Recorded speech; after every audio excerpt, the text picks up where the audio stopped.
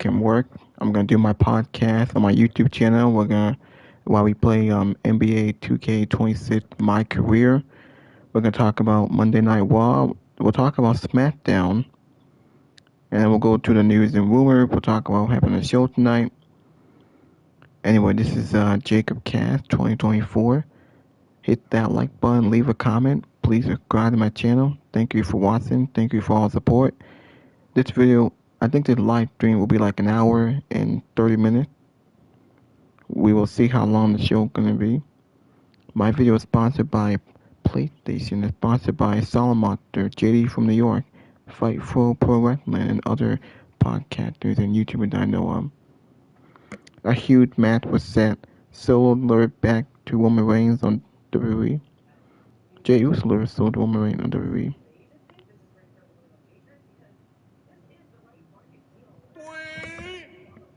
There's Joe Cronin. This is the only tool I use. God damn it with the stupid commercials, man. And got the 1-2-3 victory. Solid opening match here. But then afterwards, we had Big Cat. We do at Fightful Select. You had the WrestleVotes Q&A today. Mine drops tomorrow. It's a good time. I'll tell you what else is a good.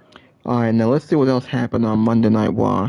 Now for the match that they announced next week is I think Stephanie Valkyrie versus Roxanne Perez, and then we got Dragon Lee and Rey Fénix in the tournament match, and then Penta will face that, I forgot his name, but Penta gonna be in the tournament next week.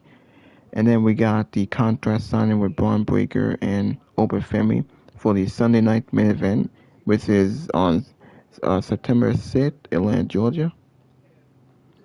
Now, what else happened on Monday Night Raw?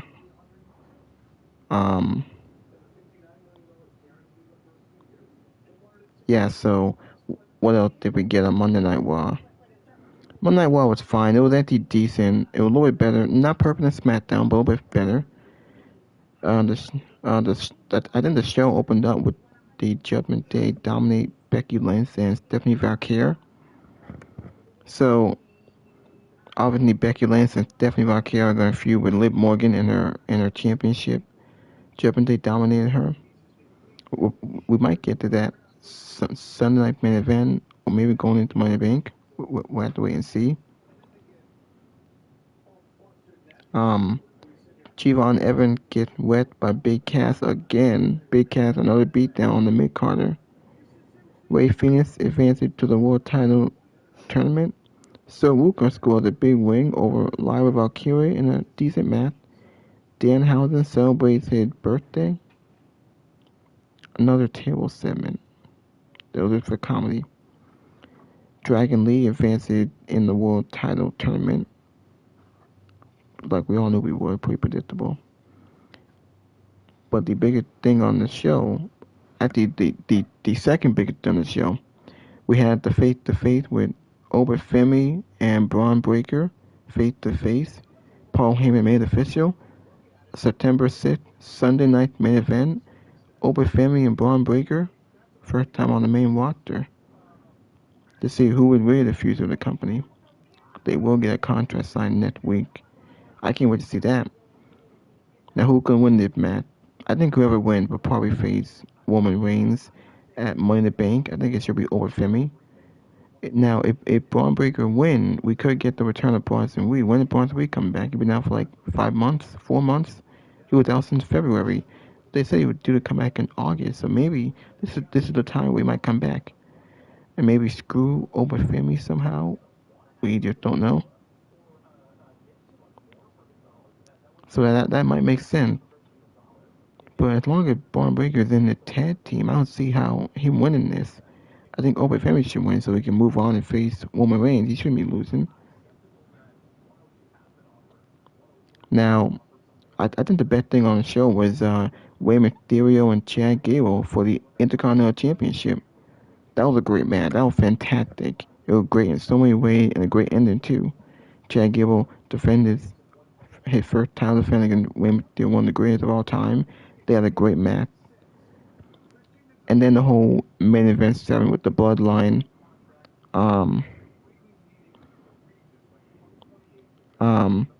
the Usos take care of Roman Reigns solo Sokoa.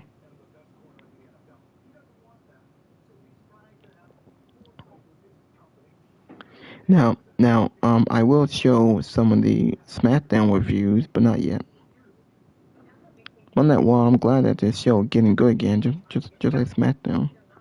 I didn't do SmackDown review, but I'm gonna show some of the view, and I think I may talk about some of the highlights on that. Nuts. So he lets Jacob Fatu start attacking Solo. No one's doing anything. He stops Fatu before he keeps the tongue and death grip in for too long.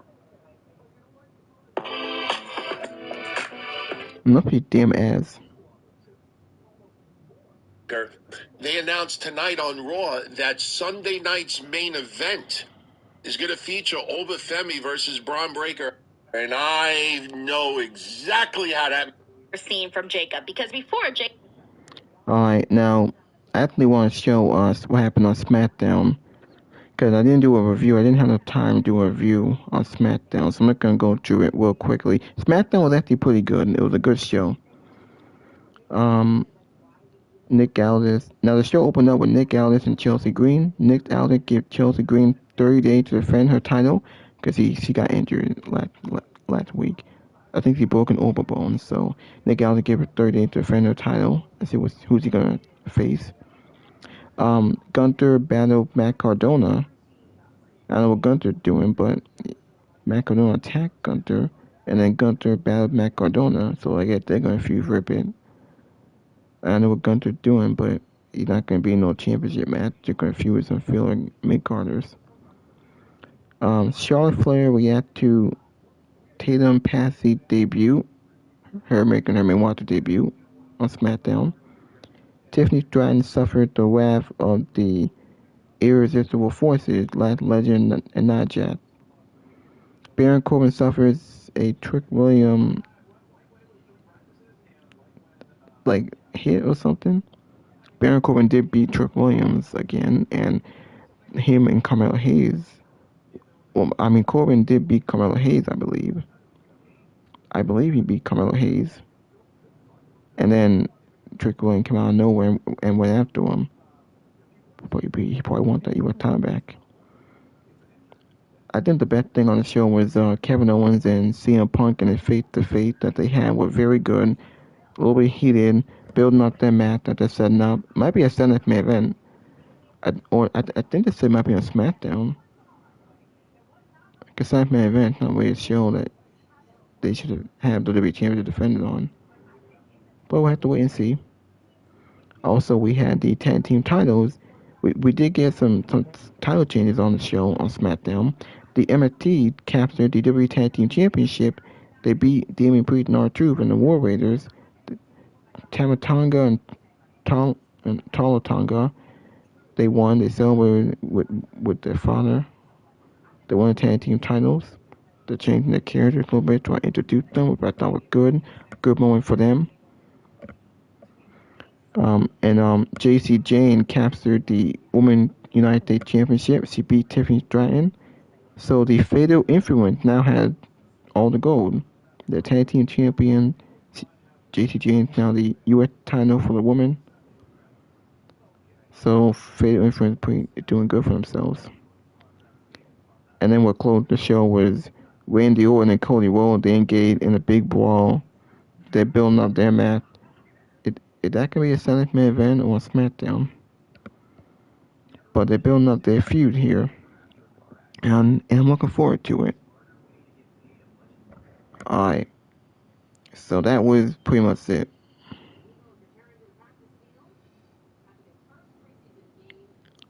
I think that was pretty much it. So I might as well just go into some of the podcasters and YouTubers here.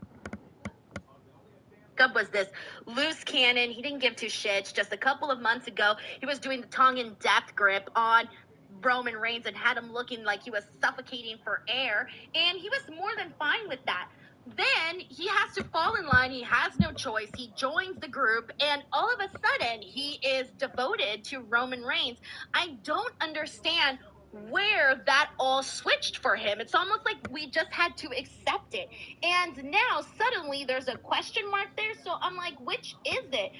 Does Jacob Fatu have some sort of identity crisis, or why can't this man make a decision? Why couldn't he do what Solo Sikoa did? What is going on here? Because they convinced Jacob that, without Roman calling the plays, that the family wouldn't be the family. They wouldn't have all this historical wealth and lineage secured through Roman Reigns. So Jacob was fed that, and he believed it. He does believe it. But what's interesting is he does what Roman says, and that gets him in trouble. Roman said, don't touch LA Knights. All right, he didn't touch him. So then Roman's going to be like, how come you didn't help me? He's like, well, brother, you told me not to help you. And at the same time, he's getting clowned out by Jay and Jimmy, and I just like that it's simmering. It's going to boil over at some point, and Jacob's going to get the same kind of jettison. I just thought, like I said, Solo was going to get a longer stretch, but that pop was still loud as mess when he spiked Roman. That was really, really solid. I was so happy because I was so afraid that they were going to neuter Solo Sikoa the way that they did to Jacob Fatu. You got to understand this, Sancho. I don't think you understand. I was a Solo Sikoa hater, and I didn't like Solo Sikoa. I didn't think he was bringing his best foot forward. I wasn't liking that they were having him act like little mini-me Roman Reigns. I wasn't a fan of that. But once they let Solo Sikoa be himself, bro, I have been laughing about his last week's promo on Monday Night Raw for days now since it happened. I've been pew-pewing left and right, okay? I've been doing the whole, hey, everybody hurt over there? Because it was hilarious. It was good shit, and it's getting a lot of attention. So I was so upset last week when Jey Uso defeated Solo Sikoa. I was so mad because I thought to myself, there's no way that WWE isn't seeing the potential here with Solo. Like, this is what they wanted for Solo the whole entire time. Like, they kept trying to get him over, and nothing was working. The MFTs were sucking us dry every week, and now here we are in the place where they've always wanted Solo Sikoa to be, and that is over with the fans. It is finally happening, and so I was thrilled when we had the swerve and that he actually went out there and Samoan spiked Roman Reigns. I love that because I love a man with a backbone. I love a person with a backbone. I don't know if what you said is a bad thing that Solo and MFTs were doing. Anyway, Denise, Solo has always been that guy. That's the thing I want to tell you. He's always been that guy. It was always in there, though, but it hadn't came out, though, Sancho. It had flashes of it. There was moments of it where he would mock somebody. He would what was it, Motor City? He mocked Motor City for a while. I got 2 tickets, one for me, one for him. There was so much of that, and I think like what the WWE is realizing is when it was confirmed, because the WWE doesn't do anything unless the crowd believes in it in person. And I think since the crowd's behind it, I think this is a surefire bet. If, let's just say, people were still on Roman's side after Solo got beat down, he was getting tongue and death gripped, if they were still on Roman's side and they didn't like Solo spiking Roman, if they didn't like LA Knight BFTing Roman, that's not the case here. It's like the crowd, maybe because we're rehashing Bloodline, because it was interesting because I was watching and I was like, Roman hasn't changed ever since he lost to Cody. Like, there's no difference between Roman before and Roman now. Like, they're the same guy, right? They're the same guy who's so good at being so egotistical, being this mafioso type character. He made men of Jimmy and Jay tonight. And all that's working for him. And he's like watch-mogging everybody now, which is hilarious to me, making fun of Solo's watch. And his glasses. He stomped his glasses. Like, all that stuff's really good. But for me, it's like, why is this Roman, why does he exist? I think it's because they want to create, not necessarily like another Cody, but they want to create more baby faces. So by defeating Roman, you will become like a big baby face like Solo and LA Knight, or primed to be. And then Jacob eventually. So I enjoyed this Monday Night Raw because it felt like Jimmy and Jay were fun as well, being silly, making fun of Solo. And I liked how everything kind of, it felt like a chaotic ending where you didn't know what was going to happen. You didn't know if Solo was going to thumb LA Knight or he was going to Samoan spike Roman. And it was fun. And that's what wrestling should be. It should feel like a roller coaster. And I felt like tonight was that roller coaster of excitement.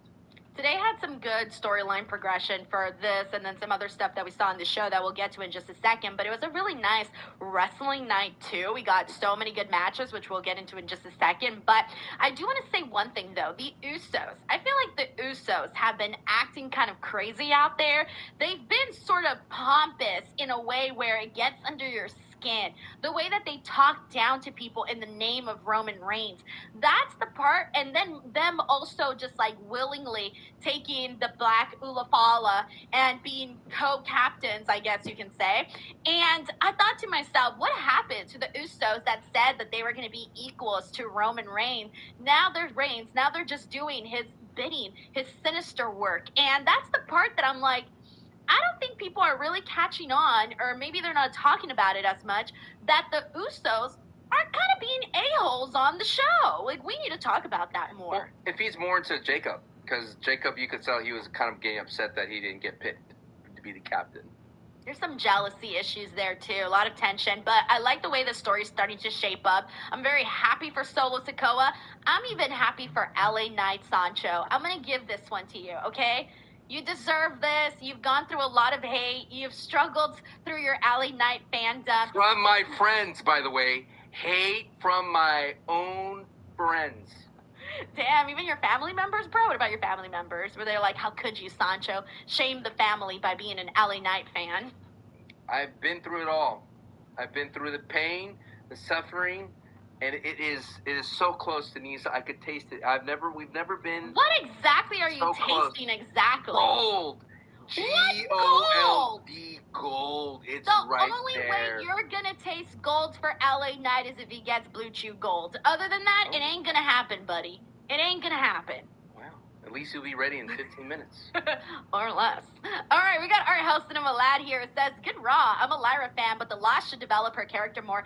Gable rolling up Bray was anticlimactic, and Solo was the best part of the end. All right, well, let's talk about some of the things that you hit up on here.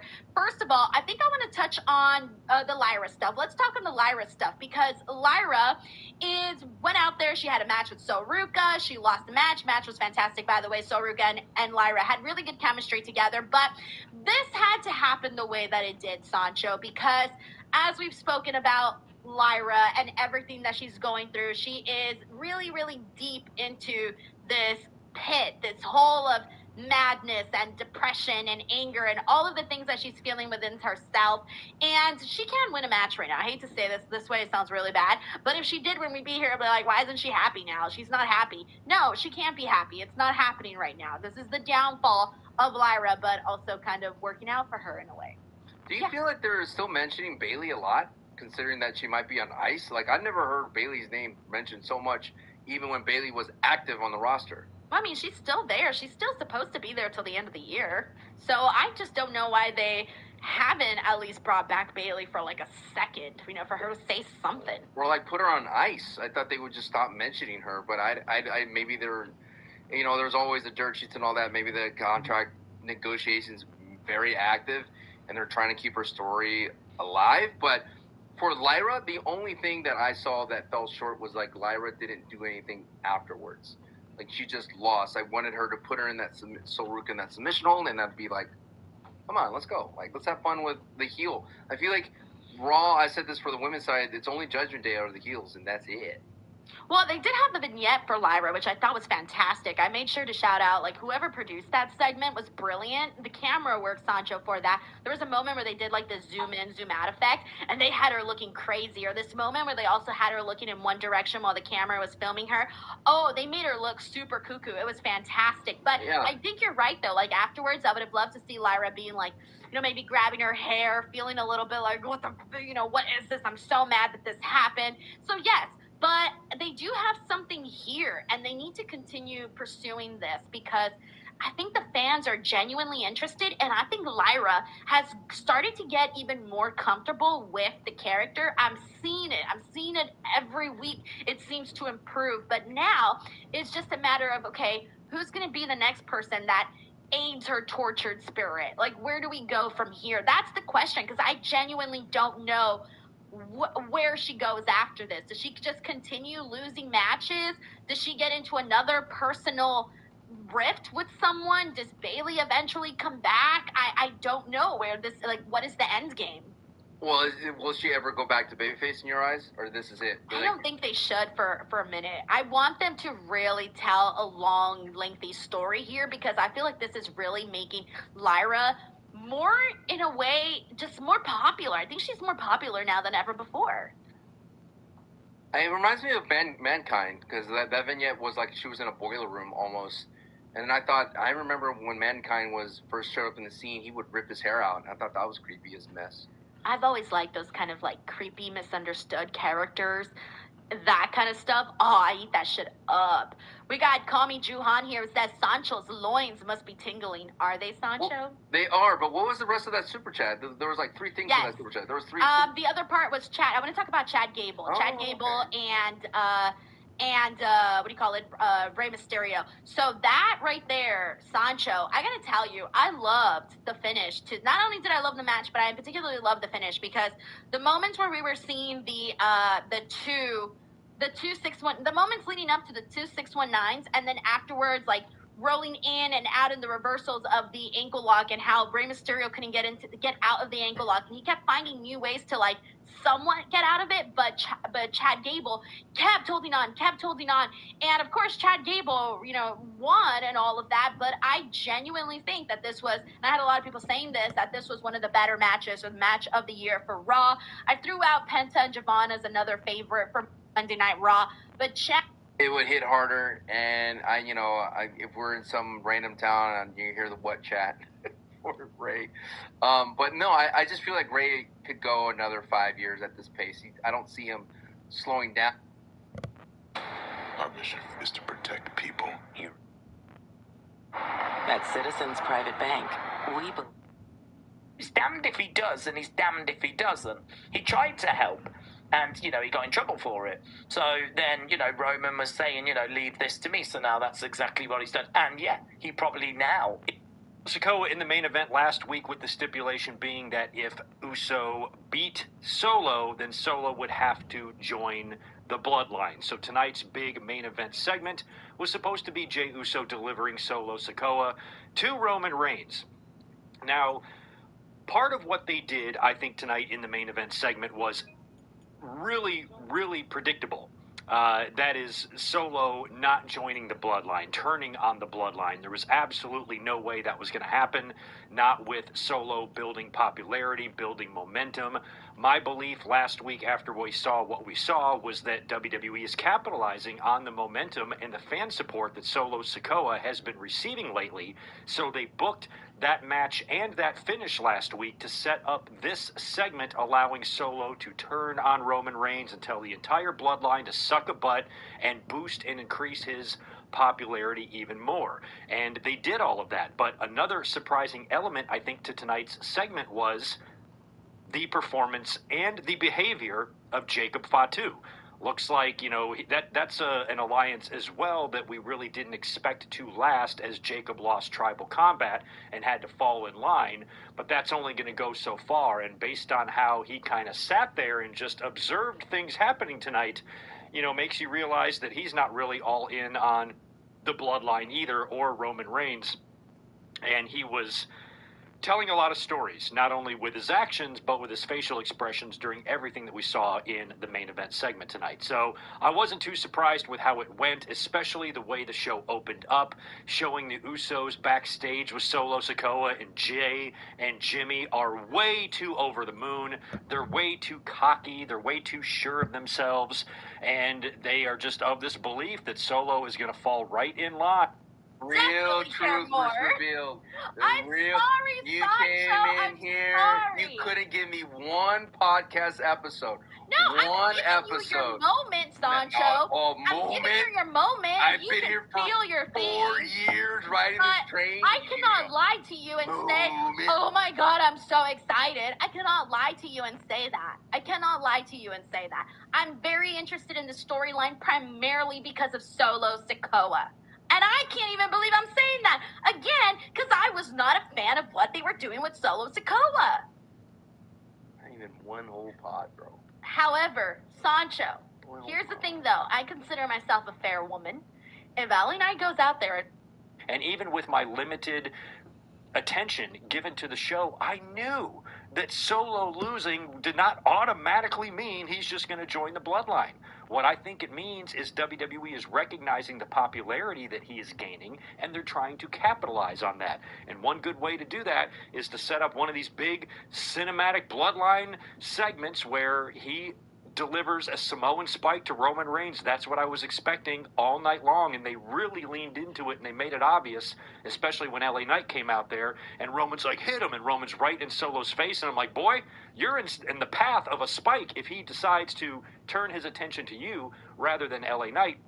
And that's exactly what we saw. So it's another, Sammy with the chair in the back. It's one of those things. We've seen stuff like this unravel before in Bloodline segments. Some fans might think that some of this stuff is getting a little bit old. I can't disagree with that. But in terms of what we saw go down, I'm pleased that it went beyond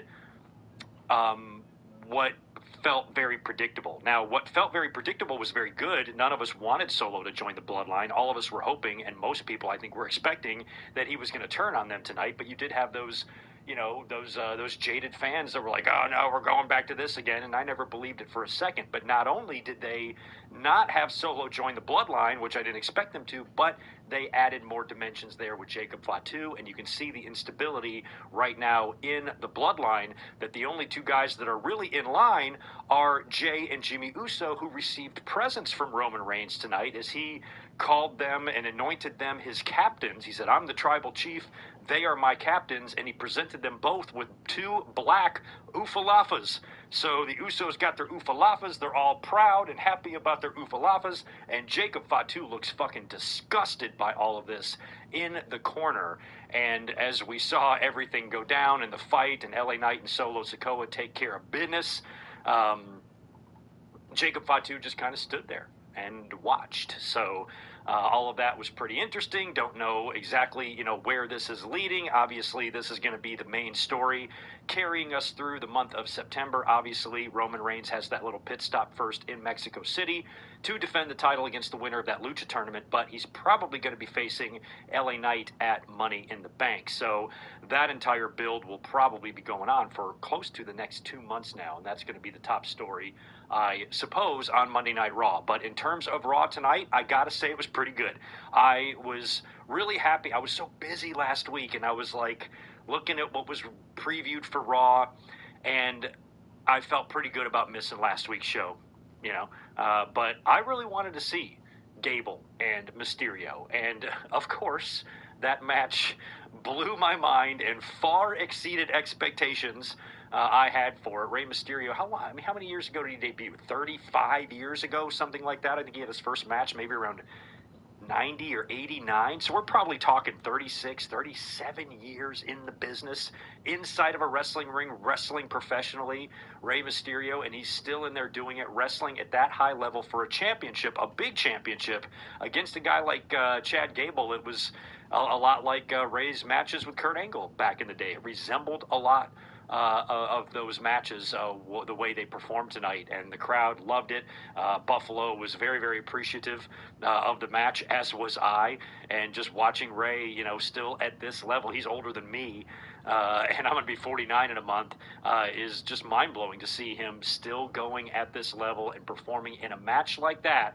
For a championship, it was good for Rey, it was good for the fans, it was good for Gable, good for everything. So based on the strength of that match alone, plus what I consider to be a pretty fun closing segment there with the Bloodline, I got to give tonight's show a pretty decent grade. So let me know what you thought of the show. We're going to run through all the results tonight. Thank you for being here. Welcome to the third day of podcasting, or streaming, I should say, as we did our big podcast on Saturday.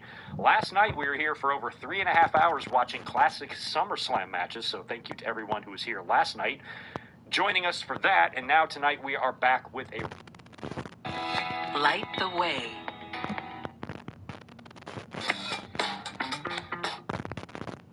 But I think that the WWE is trimming the fat so quickly, and we're too lean on this to call it the future of the WWE. It's a mistake, and I think they're going to pay for it for years to come. If this is, I think it's not gonna be. It's gonna be a DQ finish anyway. If you want our early prediction on that match. Yeah, no, I think the second we all found out it was going to be at Sunday night's main event, I think we all realized, okay, this is going to be some DQ, no contest bullshit is going to happen, whatever. You're not going to get an actual, clean, legitimate winner during this. I mean, Paul Heyman said it himself. They're shareholders. You want to build this up to a massive event. It ain't Sunday night's main event, bro. I'm sorry. Was that a dig at another promotion? When he said we're the greatest promotion ever, blah, blah, blah, blah, No. When he said, like, we can't just have a match impromptu. Oh, see, No build up. I didn't take it as a shot to AEW, but now that you mention it, maybe. I don't know. I didn't read into it like that. He said we have shareholders. AEW don't have shareholders. Yo, F the shareholders. All right. Tonight, and thanks for being here. Welcome to the review. Appreciate it as always. I know everybody and their mamas are up on Monday nights doing Raw reviews, so if you are to...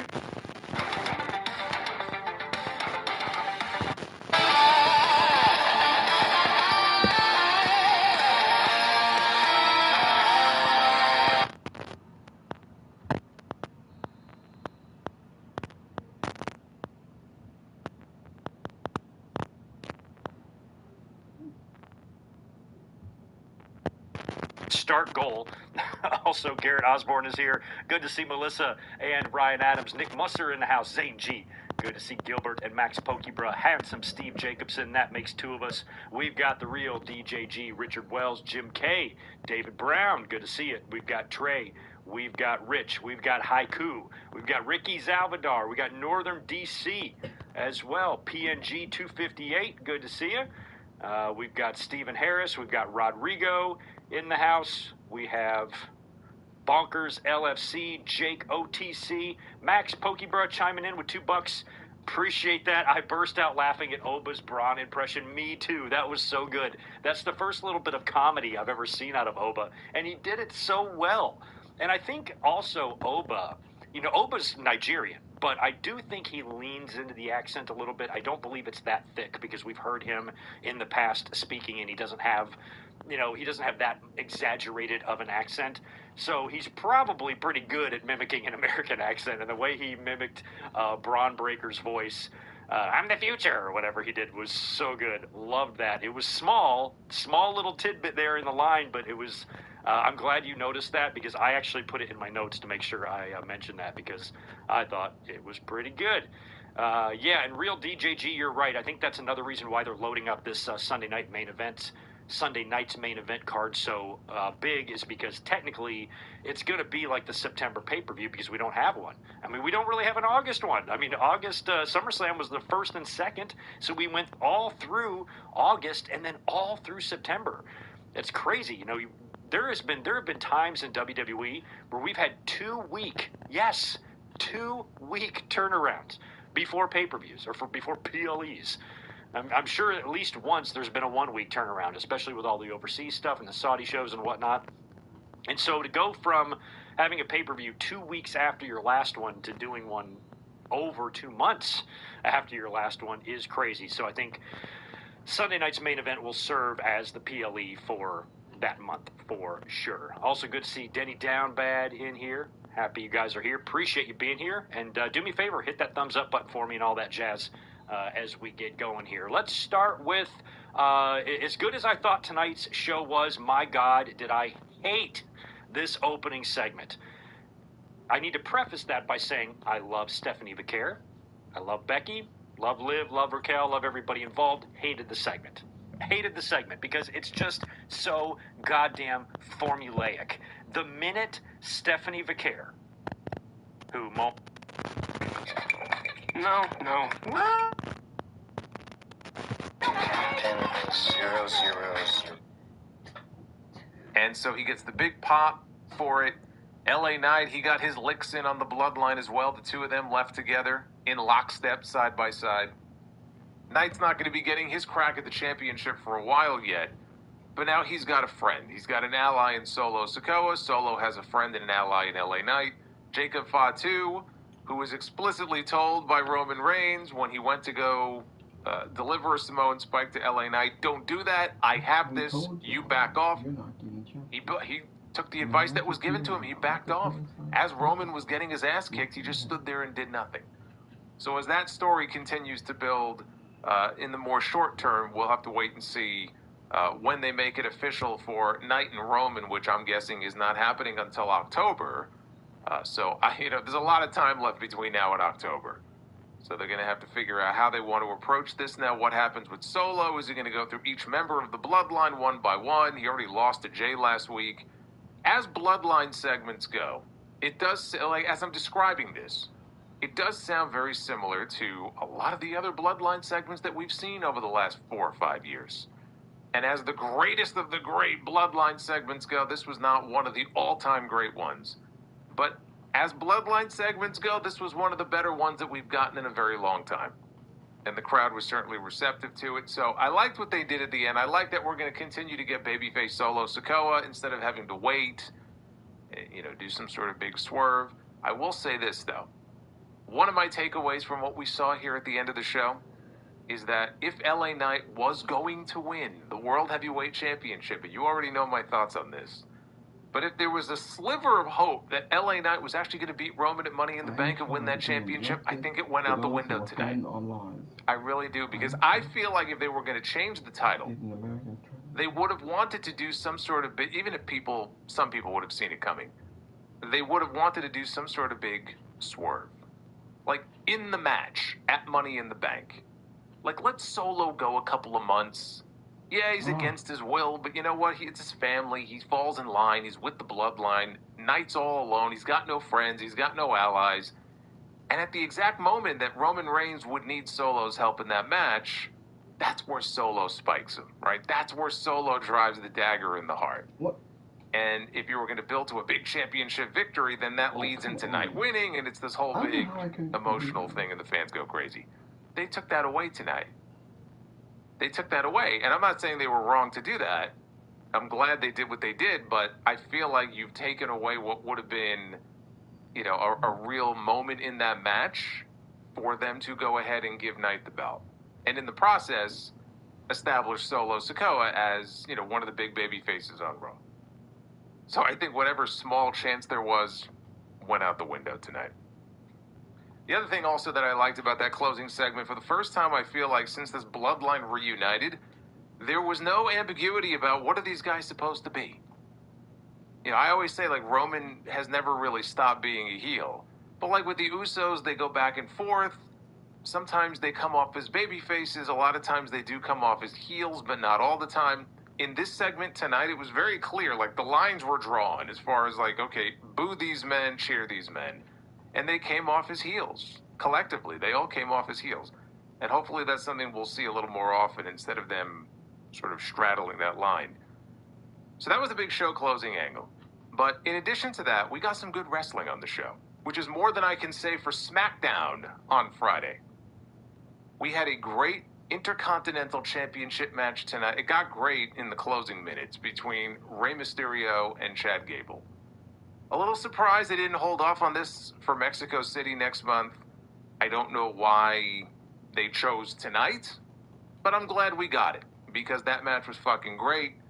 And I mean, I could watch those two work, multiple times if they wanted to run it. There's no reason to run it back, but Rey Mysterio, there are times where you watch him and it's like, all right, he's obviously he's slowed down a little bit because he's a lot older, but he still goes out there and some of the stuff that he does in the ring, you forget like how long he's been doing this for and all the surgeries that he's had. And I know he's had the stem cells and he's done what he has to do to kind of keep himself in the shape he needs to be in, to be doing all of these, dives and moonsaults and everything that he does at his age. But he's out there tonight looking like the ageless wonder. And it just blows me away sometimes when I see him in the ring. So we got a great IC title match tonight. We also there was a women's match between Sol Ruca and Lyra Valkyria. That actually ended up being pretty good. I enjoyed this more than I did their last match together. So that was a good one. We had the final 2 first-round matches in the Luchadors tournament because we're crowning a number 1 contender, which seems kind of pointless, given that we know LA Knight is going to be the number 1 contender. But before we get to LA Knight, a #1 contender for the World Heavyweight Championship, September 14th in Mexico City. Penta has already qualified. We had La Parca qualifying the AAA show this past weekend. So tonight, we had 2 more first-round matches. And especially the second one. I thought the one that came later in the show was better than the first one. But just collectively, all the matches I just mentioned, they were good. None of them were as good as the IC title match. That was the best of the bunch. But we got some good wrestling on the show tonight that got time. And even the Javon Evans match, with JD McDonough, which did not get a lot of time. I thought that was solid too. So the wrestling was good. We got a strong angle to close out the show. You know what? I'm not going to look a gift horse in the mouth. I was happy with what we got on Raw tonight. I have some quibbles. We'll get into the whole thing from start to finish. But I thought this was a strong show. Hell of a lot stronger than the one we got last week. This is your Monday Night Raw review. It is August 17th, 2026. I am the Solid Monster. Brand new sound off is up right now. Went up early yesterday, episode 976. So if you have not checked it out yet, be sure to go ahead and do so. Covering all the key news of the week. Dark Side of the Ring review is in there. Shitload of mailbag questions. I haven't gotten to it the last few weeks, so we did a big fucking mailbag on the show yesterday. Maybe your question was in there, so go back and check that out.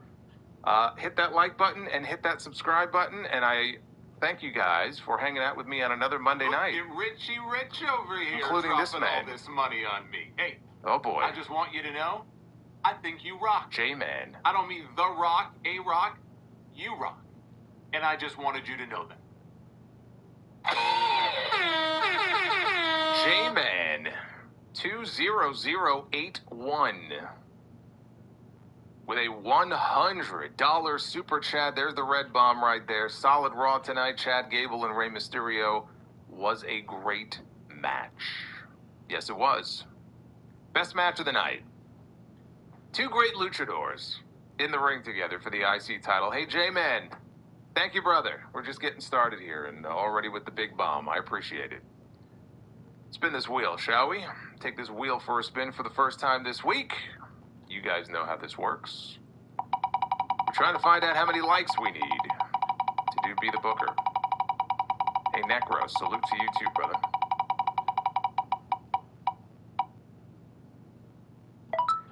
Interesting. Bonus goal only. Okay, so we do have a bonus goal going on in the chat. So what that means is that we're not going by the likes number tonight. We're going by the bonus goal. The bonus goal is the goal. We don't hit it, no Be the Booker. We hit it, we'll do Be the Booker. So saith the wheel. So that's how that's going to work. A little bit different tonight. Let's get into this show. Start from the very top. Stephanie Vicaire, former women's world champion, came back a few weeks ago.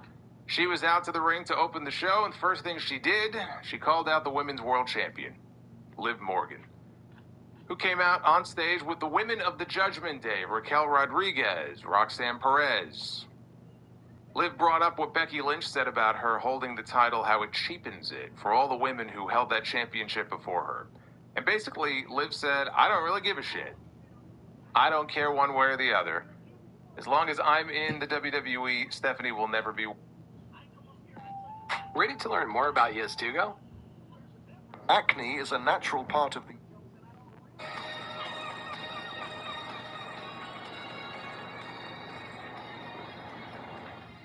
This isn't about errors. And that brought out Becky Lynch to make the save. And her and Stephanie cleared the ring of all the heels. Then they got in each other's faces. I think there might have been an errant shot that Stephanie threw that might have hit Becky. Getting a hold of that briefcase. We will see. After that, to the ring post and then hit Stephanie with a code breaker, and Roxanne dropped her with pop. Ahead here a few segments because it kind of plays into this. Kathy Kelly. John Evans and JD McNugent was set up when Dominic and JD came out. Dominic's complaining about not being in the Lucha tournament and whatnot, and that brought Javon out, and then we've got an impromptu match with Javon Evans against JD and his 33-pound head.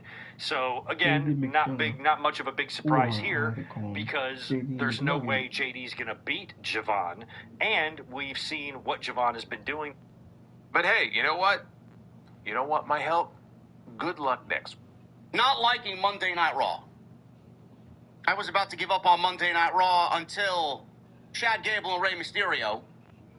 They had a banger match. And then after that match, we got the main event segment, which is Roman Reigns and the Bloodline. Jey Uso delivering Solo Sikoa to Roman Reigns in the main event segment tonight. And they saved that for the very end, of course. I was on my way to not liking Monday Night Raw. They actually turned in a decent show tonight on what I thought was a very unenthusiastic beginning, unenthusiastic start to Monday Night Raw tonight in Buffalo, which was legitimately spearheaded by a bunch of lucha matches that I don't think anybody genuinely gave a single shit about. It's tough to have El Fiscal wrestle on Monday night and then have Buffalo, New York, ask Buffalo, New York, to emotionally give a shit about El Fiscal and Dr. Wagner Jr., who, I mean, it's like watching fucking paint dry. Boring. Boring. Just give me Penta and Rey Fenix and just end this boring tournament. We all know how it's going to end up. The Bloodline. The Bloodline has largely been boring ever since they got back with Roman Reigns. Nothing's been done that's new, refreshing, exciting, unpredictable, emotional. It's all been the same shit. Coming out of WrestleMania 40, we all got excited because WWE was giving us something new. Or at least we thought. Roman Reigns and Jacob Fatu, who just came out of a World Championship level program with both Cody Rhodes and Drew McIntyre at WrestleMania, goes into the first Monday Night Raw of the new season, Raw after Mania, and confronts the Tribal Chief, Roman Reigns. Everybody gets excited. This is a match everybody's been wanting to see since Jacob Fatu walked into the WWE. We got one match, he lost. We got a second match, he lost. And then on commentary, we had Michael Cole use the terms of neutered and domesticated. Like this guy was some fucking dog on a leash, Jacob Fatu. This is a World Championship level performer. And they had this guy fall in line with Roman Reigns. They had him on his knees, acknowledging Roman Reigns. Coming out of a World Championship level program with Drew McIntyre and Cody Rhodes in the first 4 months of 2026. If you were a little annoyed and you were unenthused by this development, I am not surprised. Jacob Fatu deserved a lot better. And we're starting Monday night the way that we started Friday night. Fucking dog.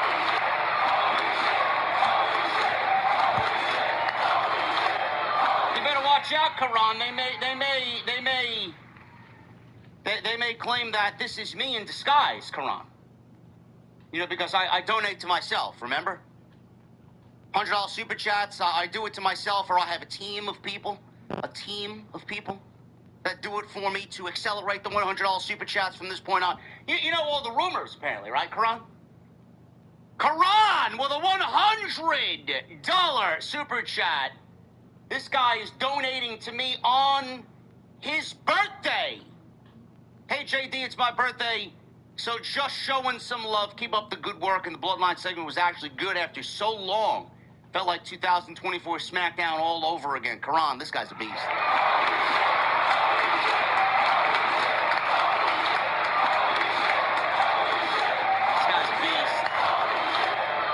This guy's a beast. Thank you, man. Appreciate you, brother. getting the ball rolling on this Monday night, man. It's exactly what we love to see. It's the energy that we like to see here in the venue. Jacob Fatu was domesticated. He was neutered. From that point on, we didn't get much of anything new. Roman Reigns now calls Monday Night Raw his home. He's the world's heavyweight champion. This is his show. This is the A championship now after he called it a secondary belt many, many years ago. You know, when he was 1300-day WWE champion, he called Seth Rollins the B champion. This belt was basically created because Vince McMahon did not want Roman Reigns to lose the WWE championship. Yes, he did indeed say that. It's on record. He actually said it verbally, with The Rock standing in the ring. Week after week, month after month, we got nothing. We got nothing. Come to tonight. I can sit here and honestly tell you that tonight, the Bloodline felt like the Bloodline of 3 years ago. Tonight felt like the Bloodline was actually a faction that meant something, that had a lot to gain and a lot to lose. Tonight, the Bloodline felt important. Though, and I know WWE knows this, and I know you know it, I know it, you know it, everybody knows it. What they did tonight was the best segment that the Bloodline has had since WrestleMania 40. It's a long time, chat. That's a long time. It's 2.5 years worth of Bloodline segments. We didn't get anything that even resembled pre-WrestleMania 40 up until tonight. Everybody played their part perfectly. Jey Uso was jovial and excited because he did something right. The tribal chief told him to go do something. He did it, and he welcomed Jey Uso tonight and rewarded him with an Ulafala. Jimmy Uso, he's just as excited as his brother Jay.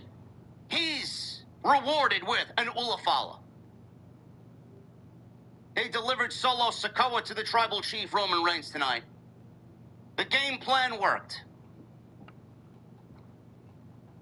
This was the best segment that the Bloodline had since WrestleMania 40. And I would not be me if I didn't mention it. This was basically a carbon copy of what they did at the Royal Rumble 3 years ago, before WrestleMania 39. I know you hear me. It was a carbon copy of what they did with Roman Reigns, Kevin Owens, and Sami Zayn, and the chair shot heard around the world.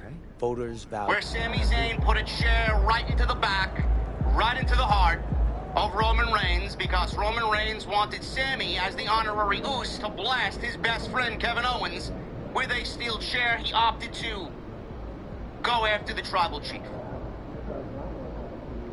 They basically ran the same angle back from WrestleMania 39 season.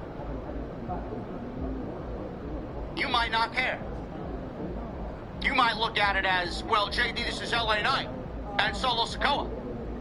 Two different characters. They are completely different than Sami Zayn and Kevin Owens. Though you may be correct, Geek, I call out the lack of creativity, because the Bloodline has been largely the same since post-WrestleMania 40, and even though tonight's segment went off the way that it did and got people excited and had some layer to it, and now we go into Money in the Bank questioning what's going to happen. Again, I would not be me if I didn't call out the fact that WWE is just running the same play with the Bloodline that they ran 3 years ago, with characters that aren't there as emotionally invested. We're not emotionally invested like we were in Kevin Owens and Sami Zayn. There's no way you can even compare the two character-wise. So how new, how fresh is what they did tonight? Not much. Not much.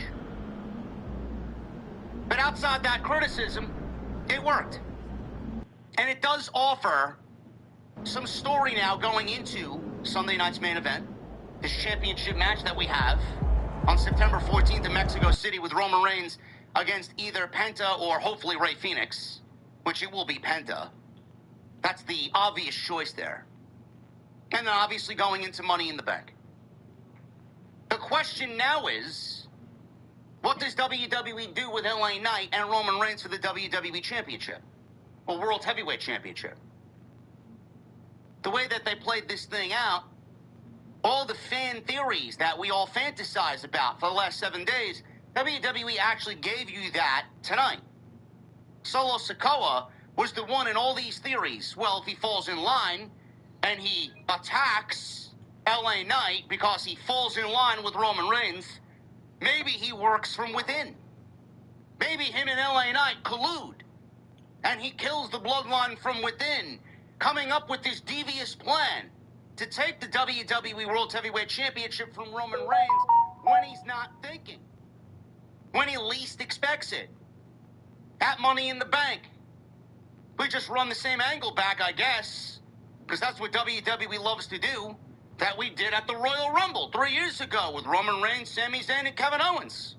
And we run into a similar situation with everybody down, and it's just LA Knight, Solo Sikoa, and Roman Reigns. And Roman Reigns wants Solo to deliver the Samoan spike to LA Knight. And he doesn't do it. And he does it to Roman instead. Giving LA Knight the WWE World Heavyweight Championship and a monumental moment with LA Knight becoming the WWE World Heavyweight Champion, defeating Roman Reigns, and finally becoming a world champion.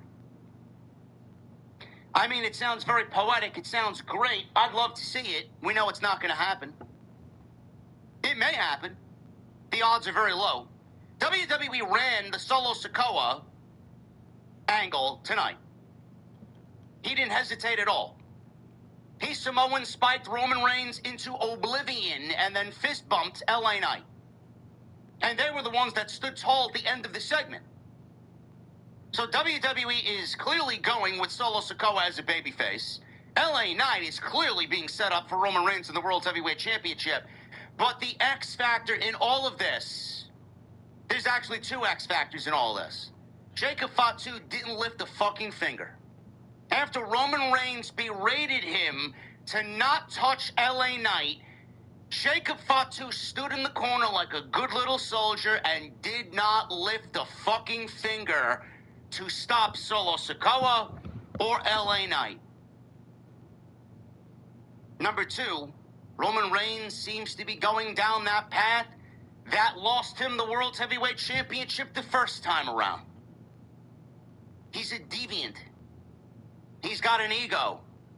He's power hungry. And he loves to show it off. He loves to let people know. It's his way or nothing at all. He's making the same mistakes now in 2026 as he made in 2024. Which lost him the WWE Championship to Cody Rhodes. Now we're looking at Jacob Fatu survey the land. He's like Terminator. He sees what happened. He heard what Roman Reigns had to say to him. We didn't pick up on all of it, but Roman told him, don't do nothing. I got this. I told you not to touch LA Knight. Don't touch LA Knight. And he's looking at LA Knight deliver a BFT to Roman Reigns. He's looking at Solo and LA Knight take out his family, Jimmy and Jey Uso. It's time. Jacob Fatu has remained in the bloodline way too long. Jacob Fatu has been hidden away from the WWE universe for all these months, and he's been a shell of what he was when he first got here. WWE had him on a nice track to be a breakout star, standing next to Jacob Fatu and Braun Breaker and Obafemi, the Javon Evans of the WWE. All of them were the future of WWE. I remember we had a face-off or a stare-down on a random Raw with Jacob Fatu and Braun Breaker. And everybody got excited over what was a 10-second stare-down. And everybody pointed that as to a WrestleMania main event. When, where, nobody knows. Where's that Jacob Fatu? That Jacob Fatu was the one standing in the corner watching Roman Reigns get fucking beaten down, getting his ass beat by LA Knight and Solo Sikoa, who didn't lift a fucking finger. That's the Jacob Fatu that stood there. Are we looking at Jacob Fatu realizing that Roman Reigns sold him on bullshit? We may be looking at the deterioration of the bloodline all over again. And the two geeks that will be there till the very end will be Jimmy and Jey Uso, because they are the lackeys. Jacob Fatu's not a lackey. Solo Sikoa, clearly the last few weeks, has been anything but a lackey. He's been more over than both of his brothers combined. It's Solo Sikoa's time. Jacob Fatu has been hidden away in the bloodline and has been suppressed for whatever reason. Let's get him out of there. And let's get him back on track the way he was going into WrestleMania this year. Even though they ran back the same angle that they did 3 years ago at the Royal Rumble with Sami Zayn and Kevin Owens, it was effective enough to make you feel something. It was effective enough to get the intrigue out of the bloodline. It was effective enough to a point where it gave us a little bit of a dose of unpredictability. We all thought Solo Sikoa may end up aiding LA Knight in the World Heavyweight Championship match against Roman Reigns. We may be looking at Jacob Fatu be that guy now. And we may be looking at Solo and LA Knight, along with whomever. Royce Keys is out, remember, he's out. Jacob Fatu was tasked on taking Royce Keys out.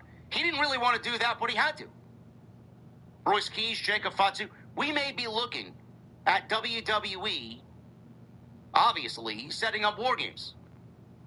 Solo, LA Knight, Royce Keys, Jacob Fatu, against Roman Reigns, the Usos, and whomever else they want to put in that situation.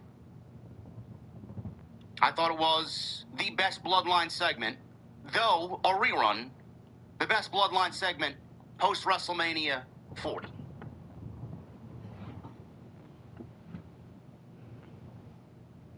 Elsewhere on this show, Chad Gable and Rey Mysterio had a great Intercontinental Championship match. I thought they'd actually save that for Mexico City. I was surprised to see that done tonight. Rey Mysterio had sold the crowd on a new champion. He really got Buffalo, New York wanting a title change already, and Chad Gable just won the belt at SummerSlam from Penta in the beginning of the month. This crowd wanted a new champion. That's how good the match was between both Chad Gable and Rey Mysterio. We had the Lucha Tournament continue. Now, I understand that it's not the most exciting thing in the world, because who can possibly give a shit about Dr. Wagner Jr. and El Fiscal? I was waiting for the fucking Green Ranger to come out to play his fucking flute and summon Dragon Zord.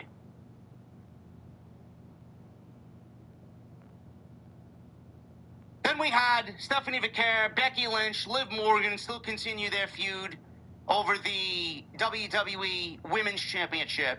And Braun Breaker, he's got his match with Obafemi. Finally. Now, if there's one thing I'm looking forward to on WWE TV out of everything that we've gotten, it is that.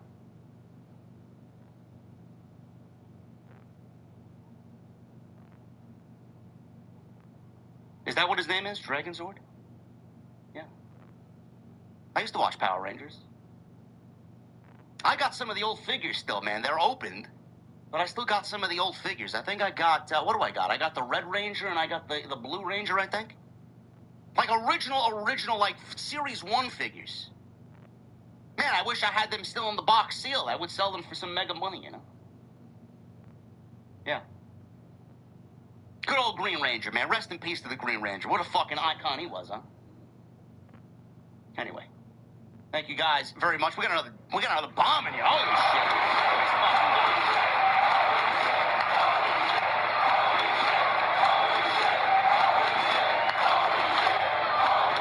We got another bomb in here. Another $100 super chat with yo boy Pete coming in here. I want to start with a shout out to Matt Olson for cashing me out tonight with his double which led to this super chat. For my wrestling portion, this AAA tournament is the best thing to happen to Raw, and it shows off talent. We got great wrestling on this show tonight. Yo, boy, Pete.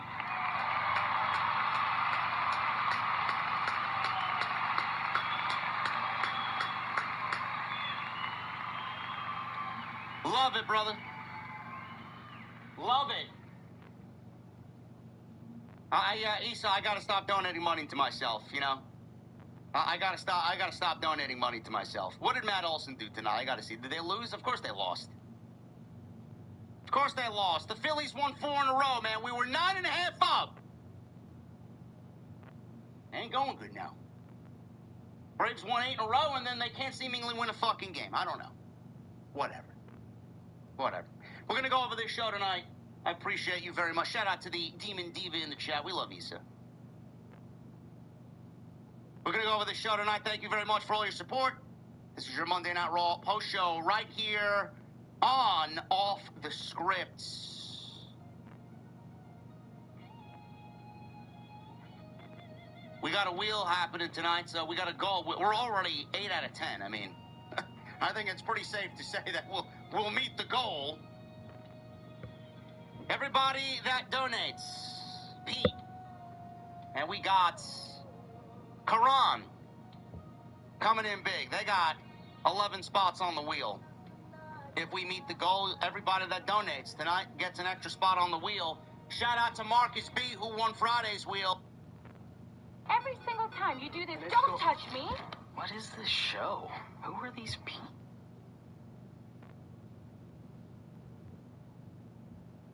To wait too long. You're not going to have to wait very much longer to get the match. Here's where you can see it. Here's the where and when. And next week, by the way, they're going to be having a contract signing for this match.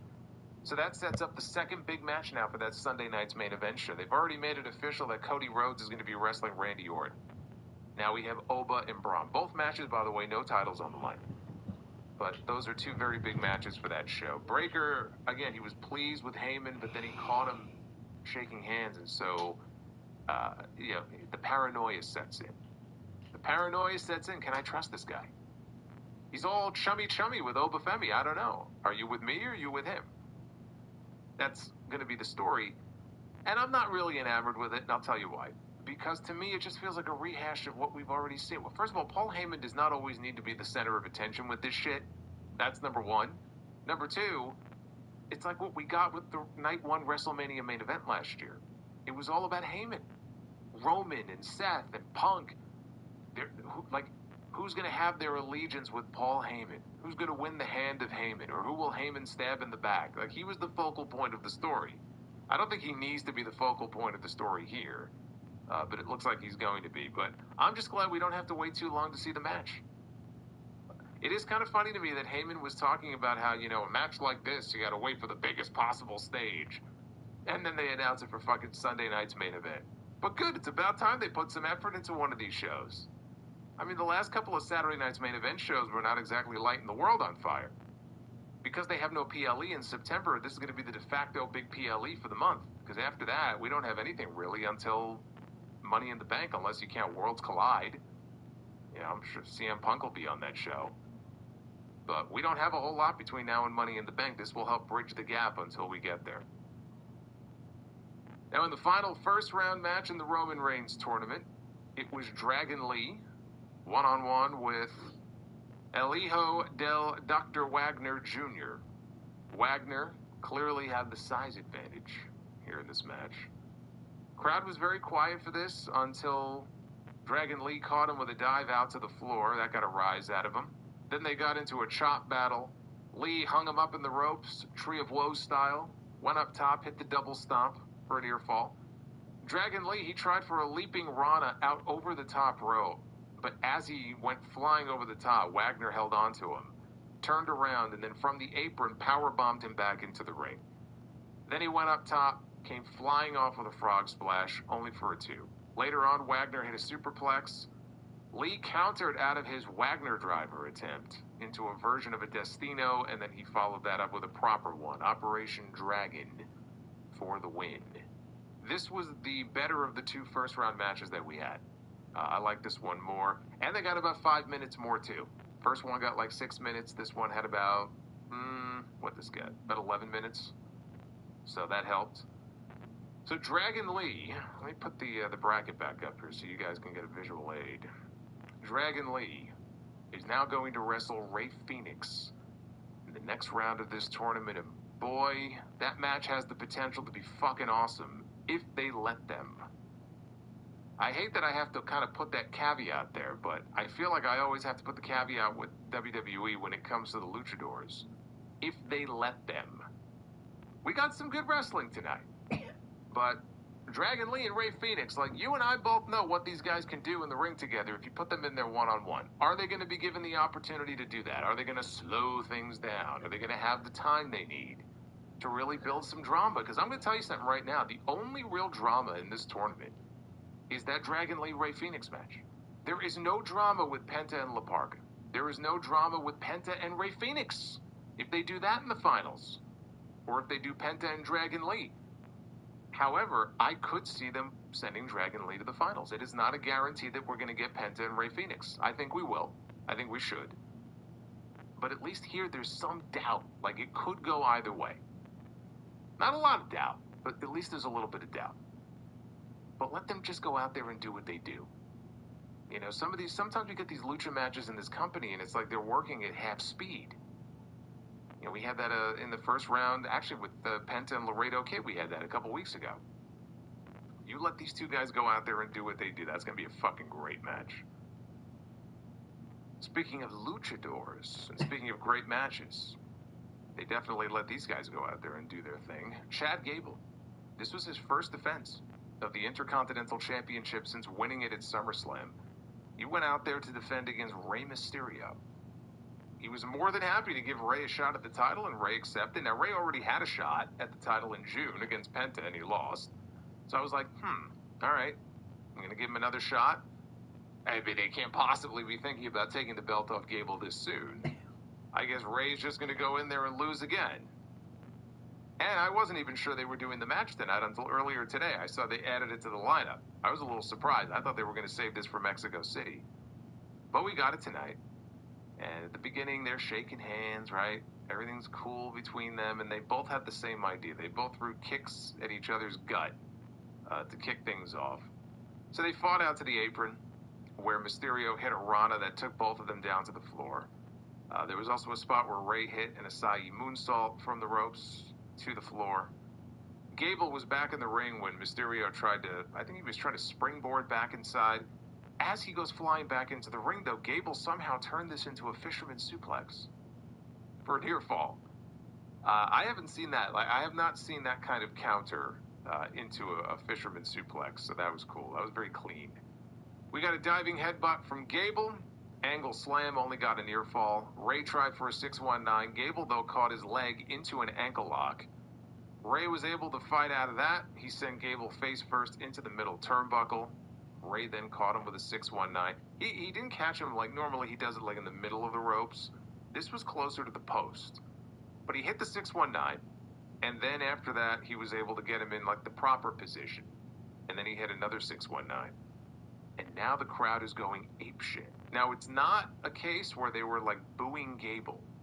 It's not like the crowd turned on Gable because they like Rey more. They may have liked Rey more, but they just, were so into the idea that this man was going to capture this championship. They got lost in the moment, right? Aaron sent in a super chat before he was there. I'm sure he was part of that crowd that was cheering and hoping that Rey Mysterio was going to pull it off.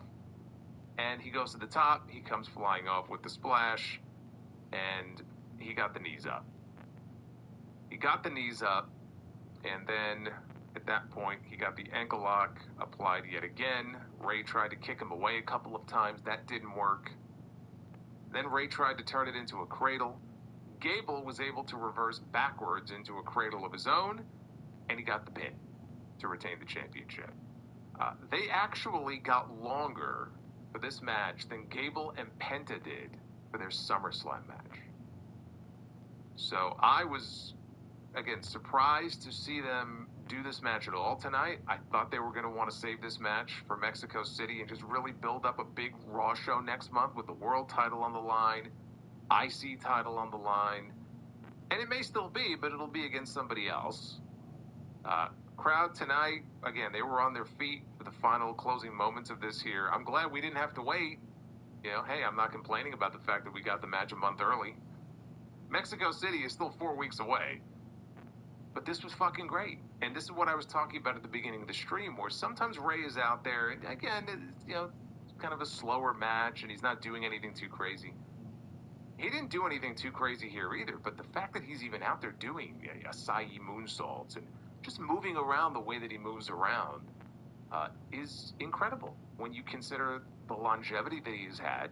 Yeah, I said this on Twitter. I said, we are coming up in the next few years on the 40th anniversary of his debut match. He was 14 years old when he debuted in 1989. The fact that he is still going out there and doing things that he does, working that style, right? He was a luchador. So it's not like he's working a ground-based style. And all the knee surgeries and all the injuries that he's had over the years, it's incredible. There's nobody else like him. There's just nobody else who's active, who has that sort of longevity and is out there doing the things that he does. So this was great. I enjoyed this. The match as a whole was very good, and it's a great win for Gable. You know, Ray strapped the belt around his waist, a big endorsement when the match was over. So this was great. Hopefully they will get Gable somebody to defend that title against in Mexico City, because last time we saw him in Mexico, he was pretty beloved himself, as was El Grande Americano. I want to see Gable defend on that show. Who would be the best opponent for him, though? I don't know.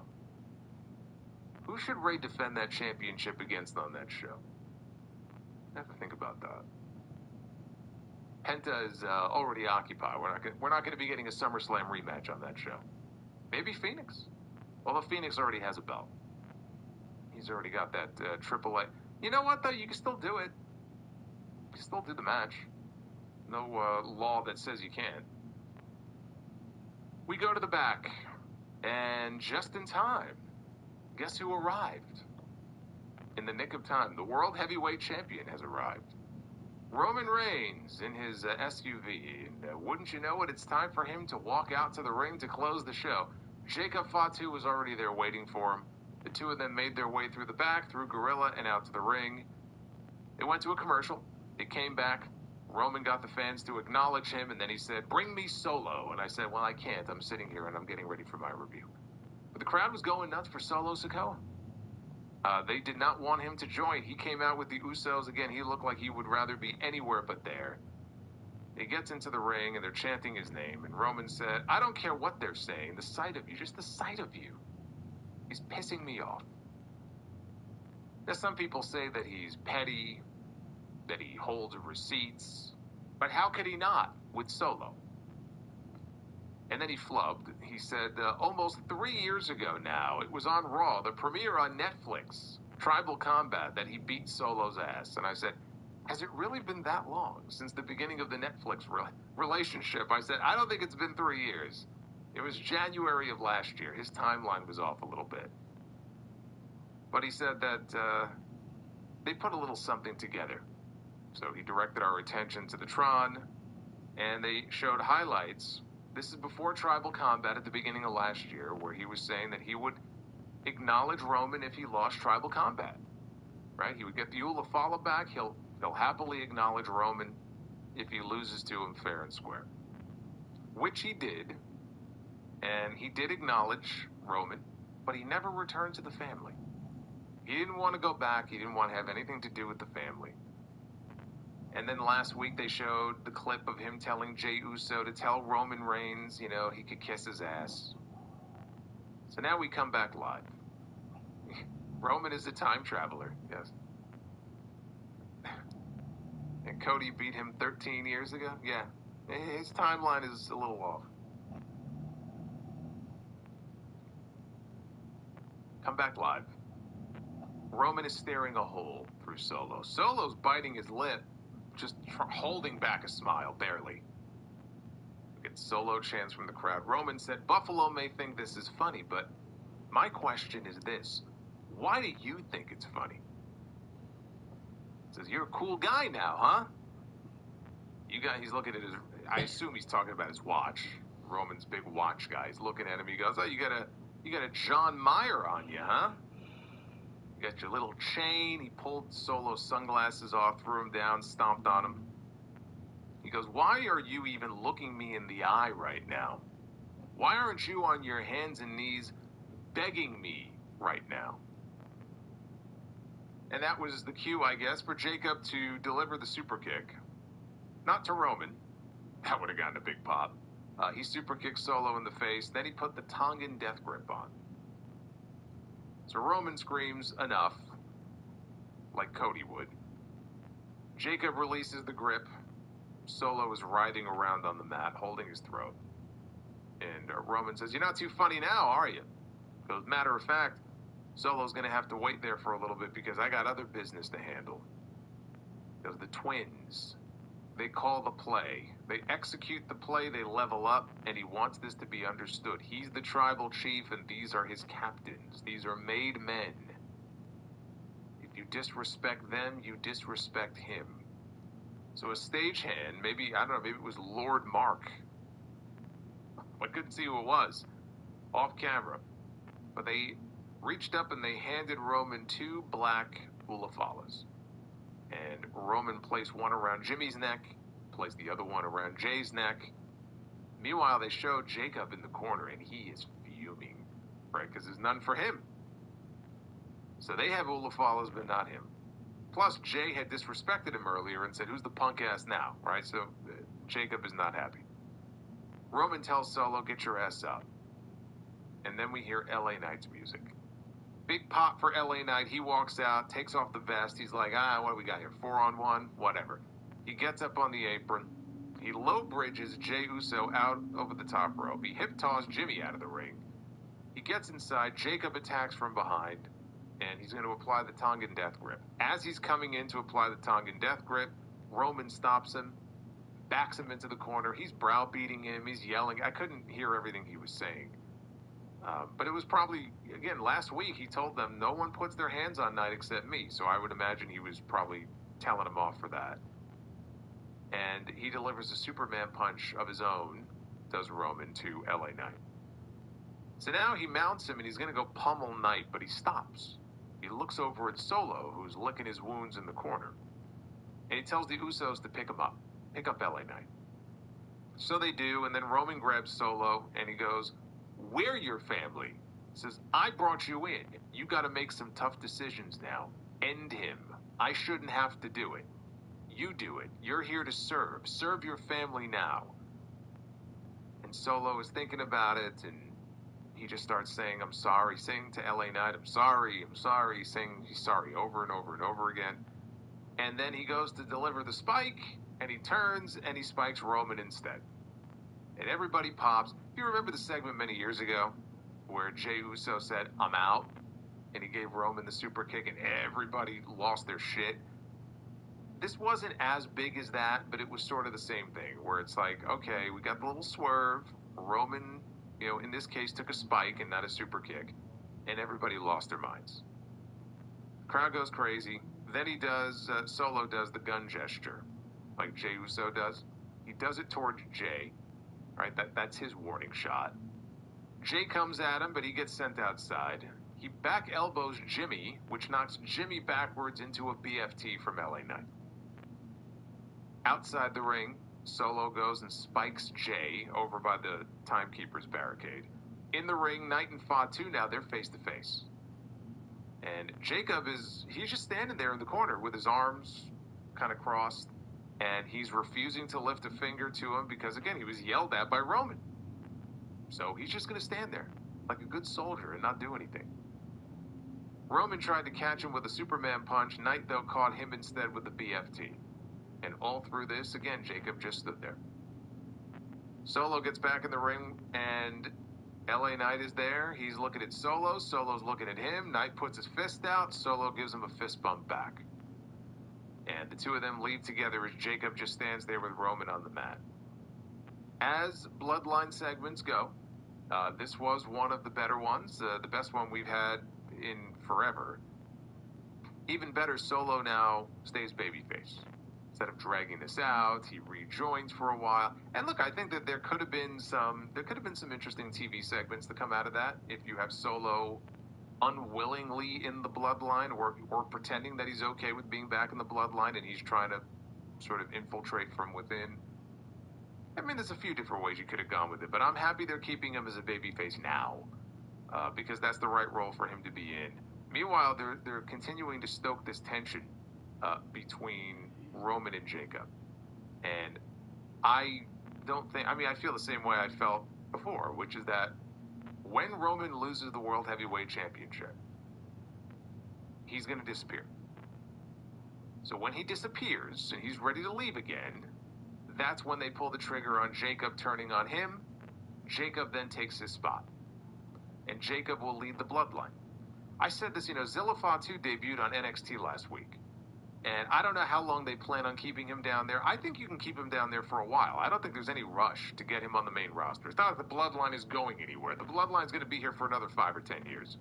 So you can give him a run as the NXT champion. You can keep him down there for a fucking year if you want to.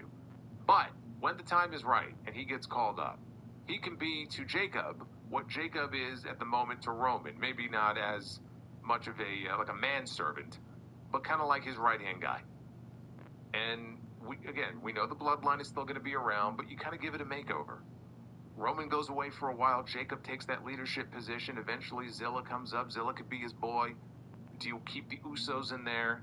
Right now, Jacob and the Usos are not exactly seeing eye to eye. I don't know if Jacob would want them in the Bloodline, but without them, you don't have much of a bloodline. You got 2 people. So, but there's ways that you can kind of give it a makeover. I don't think whatever happens with Jacob, though, happens until Roman loses that title. If you are of the belief that Roman is going to lose to LA Knight, maybe it happens in a couple of months. I'm not one of those people. I think we're looking at like WrestleMania next year. It's going to be a while. But I think that's what they're ultimately building towards. So he didn't look very happy in this segment, but I don't think that there's some sort of, imminent explosion that's going to be happening. I just don't think they're ready for that yet. I don't think Roman is going anywhere yet. I really hope we're not in for like a Bloodline Civil War type thing at War Games. I would hope they have some other idea for War Games. Or if the Bloodline is going to be in there, just keep them all on one side.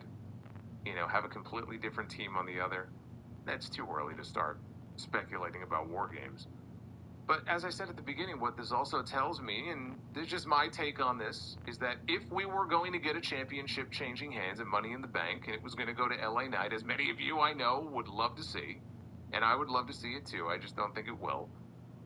I think that the way they may have wanted to do it would have been to have Solo stay in the Bloodline for a couple of months, and be a good soldier, and be with his family. And then when it was time for him to kind of nut up or shut up and help out Roman, that's when he spikes Roman. And he helps LA Knight win the championship. And they didn't do that. They gave us the spike tonight. I just think it makes it that much less likely that we get that big moment with Knight, assuming that match happens in Money in the Bank. And I'm not saying that they're instead setting up Solo to kind of turn heel on Knight and cost him the title. At least I fucking hope not. I'm not saying that, but had he joined the Bloodline and was going to be there for a while, I might have started to buy into some of the hype about Knight possibly winning the belt. Now I just feel the same way I've always felt about it. But I like that the Bloodline was more overtly heel. Hopefully they'll keep that going. This was a very strong episode. It was more in line with the one we got coming out of SummerSlam, more so than whatever the hell we got last week. We got the big Solo swerve at the end, the big angle, great IC title match, some other good wrestling matches, and we have a big match confirmed for Sunday night's main event. We're going to get Obafemi and Braun Breaker, and I'm glad we're doing it. Instead of dragging things out and doing all the matches on, like a bigger show, like a WrestleMania or something, let's get to some of this now. No need to wait around on this stuff. Let's get to some of this shit now. Punch says, I see a 3-on-3 match. Jacob joins Solo and LA Knight. Are you talking about War Games? What 3-on-3 are you talking about? Jacob could cause Roman the title? Or cost him, you mean? Yeah, I mean, that's what I'm talking about. That's the idea. You could do it that way. You don't have to, though. You could have Roman just lose. And maybe that very next Raw, he gets booted out. What was it like all those years ago? It was The Rock. When did The Rock get booted out of the corporation? It was not after WrestleMania. It was after Backlash, I think, right? So you can have him lose, and then on the very next show, Jacob leads sort of a revolt against Roman, and they put a beat down on him. There's your excuse for Roman disappearing for a few months. So it doesn't have to be a situation where Jacob costs him the belt.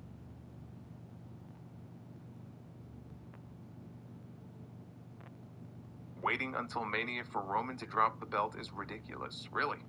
You don't know the way WWE operates, don't you? You don't think they want Roman at WrestleMania next year? Especially if they're not getting Rock. Brock is supposedly retired, right? All these big names they're probably not going to be able to have access to for that show. You think you're going to get a WrestleMania without Roman Reigns? Come on now. If he's not defending the championship on that show, realistically, what else would he be doing at WrestleMania next year? Wrestling Jacob, maybe, but he's probably defending the title against Oba. Come on now. I need an Ula Fala for these streams. They do sell them, don't they? How much are they going for? Probably too much. Anyway, let's get to your super chats here.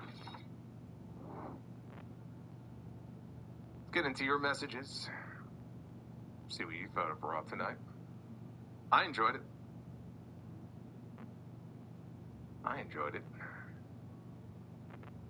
Wrestling Brock Lesnar again at WrestleMania as they both come out of retirement, right? Yeah. How about we don't do that? Quizzical one. What do you call a religious pile of hay? Christian Bale.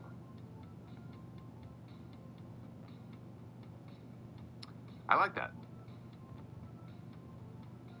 I've heard worse. The Sheltered Kid. Because I was a kid, around 2014, how good or bad was The Authority? It was, for the most part, very bad. The best part of The Authority was playing foil for Daniel Bryan, for him to win the World Heavyweight Championship. That aspect of The Authority worked very well. But a lot of the other shit The Authority did, and again, sticking around for too long, it did not make for great TV. Outside of the Bryan stuff, it did not make for good TV. Also, side question, are Kurt and Brett tied for the best? If so, who is better and why? It's all subjective. It's all subjective. For me, Brett is the guy. His matches have more replay value for me than most, including Kurt. Kurt's had great matches. But I hold Brett in a higher regard. You can't go wrong picking either one of them, though. Also, is the McMahon family being replaced by the Anoa'is? No. Fried Chicken says, Oba Femi against Braun Breaker. Femi beats Braun. Sorry.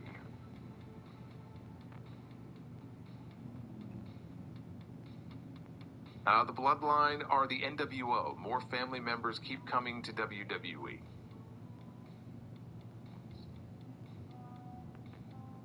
Well, the Bloodline has a ways to go if they want to catch up to the NWO in terms of members. We're not quite there yet. We may get there. We're not there yet. Super Pony with a $9.99. I thought Raw was excellent tonight. The wrestling was awesome. I loved the closing segment. The Ray and Gable match was fucking awesome. Yeah, that match was quite great. GMB says, outside of Rocks, Judgment Day equals channel changers. Unfortunately, you are correct. The Judgment Day jumped the shark a long time ago. Long time ago. Nick Grasso, R.I.P. Hayden Panettiere. 36 is too young to leave this world. Also, I'm glad that Solo didn't fall in line, and it looks like Jacob is leaving the bloodline soon. I don't know about that. They're teasing it. That doesn't mean he's leaving soon, though. I wouldn't get my hopes up on that. The way they love to drag shit out. You know how many times I've been fooled on that? We just talked about the Judgment Day. You know how many teases we had for, like, Balor and Dom and, like, how fucking long they dragged that nonsense out for. I don't assume anything when it comes to that. Abyssal Zones, LA Knight is so over that both Cody and Roman have been booed against him this year. Seems like a pretty good reason to put a world title on him to me. Now you should be booking the show. I don't know. I mean, there are multiple times in LA Knight promos where he's brought up Roman and in like a negative way, and they boo LA Knight. So, a lot of Roman fans out there who will boo LA Knight when he's talking shit about Roman Reigns.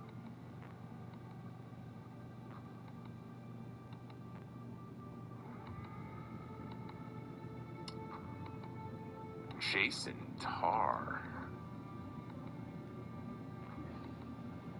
A $100 bomb. Was that, wait a minute, was that J-Man from earlier? I think it might be. Jason, thank you, brother, for that bomb. I think that might have been the first one that we talked about earlier. Unless that was another one that came in, but I'm pretty, that might have been a different one. Hey, Jason, thank you, man. Some of the air horn love there. I appreciate that. Solid Raw tonight. Chad Gable and Rey Mysterio was a great match. It was the best match on the show. Rey, every time, man, he turns back the hands of time. Turns back the clock. I don't know how he does it, but he finds a way.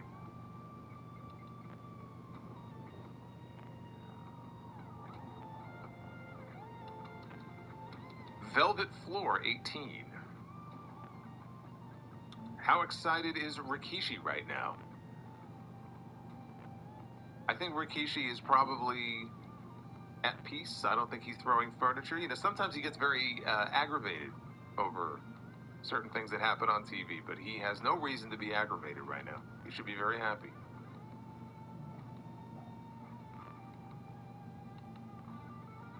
St. James Entertainment swapped the Solo Swerve for Jacob turning.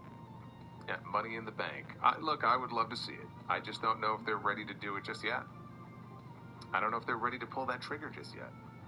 Boss Mo Jackson, Raw was 2 thumbs up show. Yes, it was. St. James, did you see the 2-time wiener gobbler behind Roman? What? Come again?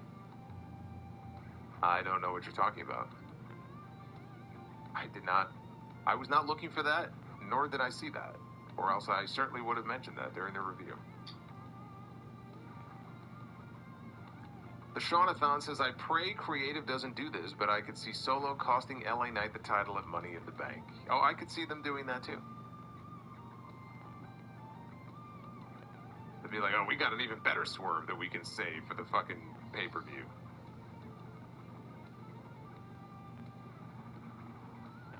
Spray J with a $15 super chat. I need a Solo and LA vignette taking Roman's yacht for a joyride a la Step Brothers style stat. Yeah, I mean, the good news about keeping the two of them... Enough! Oh, man, Mr. Delish says enough. The good thing about keeping the two of them as friends is that there is a lot of potential to some real comedy, like backstage comedy. I mean, you don't want to go too overboard with it, but I hope they tap into that.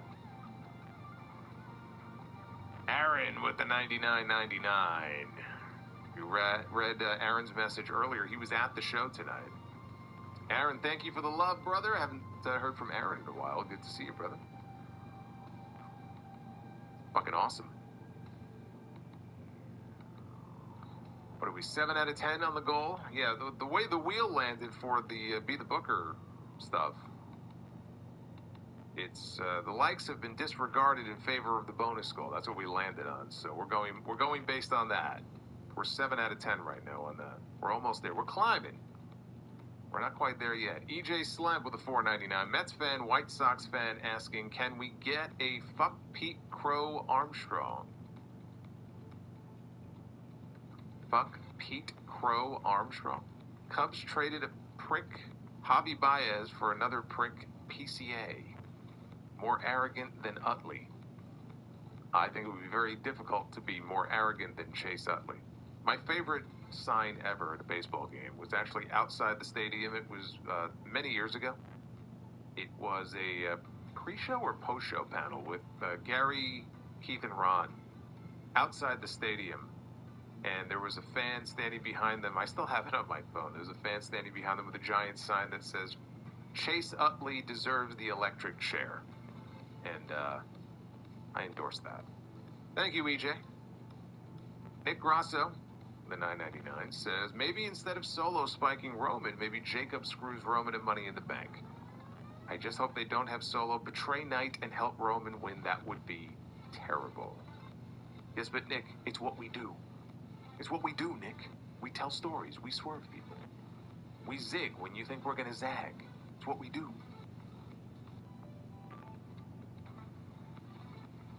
Yeah, that would be pretty terrible.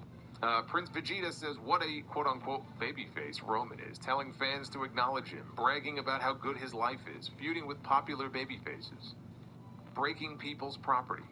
Yeah, he stomped on his sunglasses. What a babyface.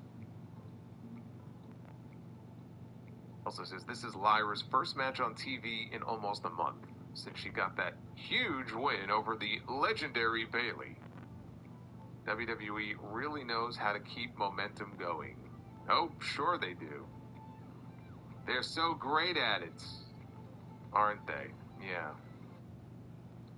Duff's Vids with a $19.99. Haven't been around to know if this has been brought up, but why is it that Michael Cole keeps stop saying a sentence random? Okay, so I'm glad I'm not the only one who's noticed this.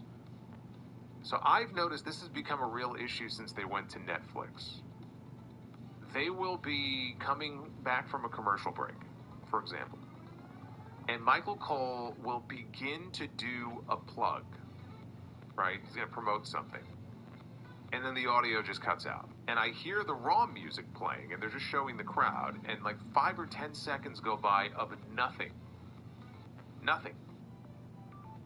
So something is going on where I don't know if it's...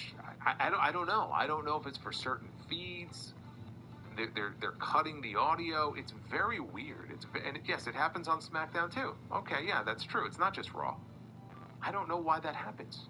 That never happened before. That never used to happen. Now it's like, I know that they would normally, like I could hear in my head Cole doing a plug, but like the audio gets cut, we just hear the Raw music. And then they just go on to whatever the next segment is 10 seconds later. I don't know. I don't have a good answer for you. Danhausen cursed the audio. This predates Danhausen. This has been going on for a lot longer than that.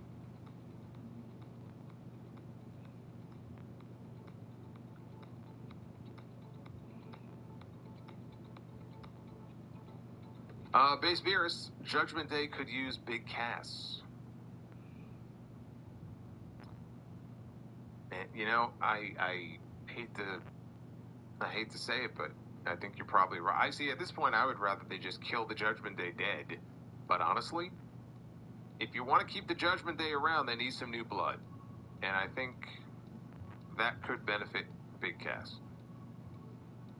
Especially if they use it in such a way that they can develop his personality, his character a little bit more in some backstage segments. Because, I mean, right now it's fine. He just came back. He's going to randomly show up and kill dudes. Okay, cool. But after a while, you're going to have to do more than that. You know, flesh out that character a little bit. That's one thing the Judgment Day was always good for. What would J.D. McDonough be doing if it wasn't for the Judgment Day? Like, honestly, would he even be on TV? The Judgment Day was demonstrably beneficial for certain people over the years. they have gotten incredibly lazy. They have not added any new members recently, and they keep doing the same old shit with the existing members. They're down to 2 guys, 3 girls, and what exactly is the purpose of the Judgment Day? What exactly does the Judgment Day really bring to the show at this point? Not a whole hell of a lot. So adding a couple of new members and booting out some other ones that have overstayed their welcome probably is the way to go.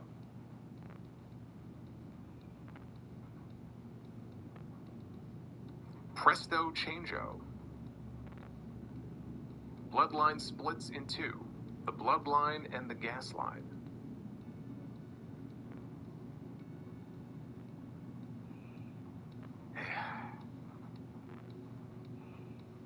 MGM Ballin with a $9.99 needed a cold shower after seeing Stephanie in the opening segment.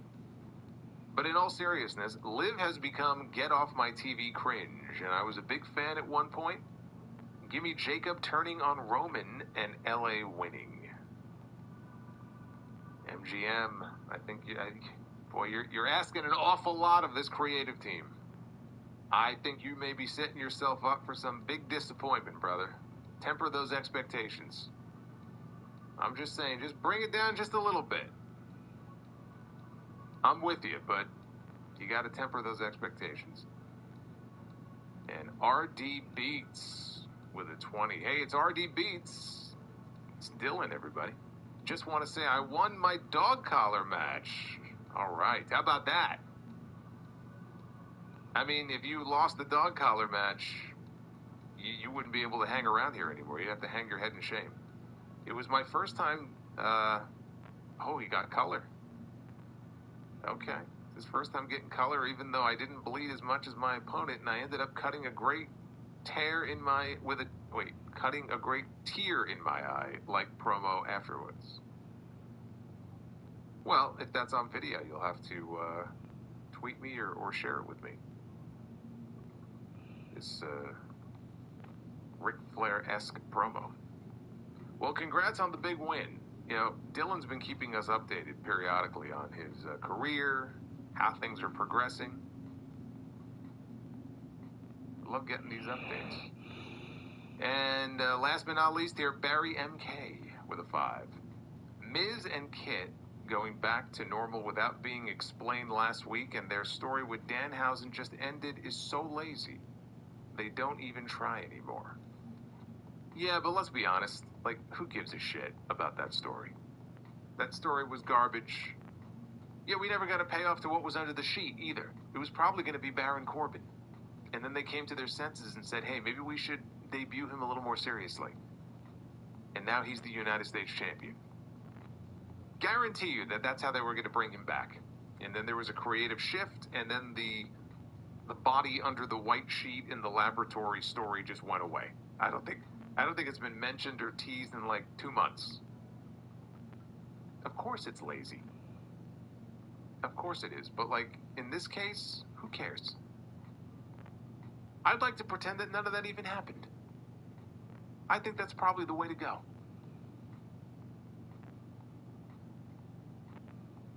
But Solo, who attacked Jacob Fatu?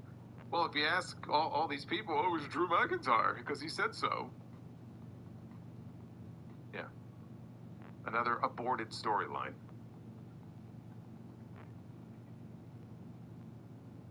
EJ Slemp.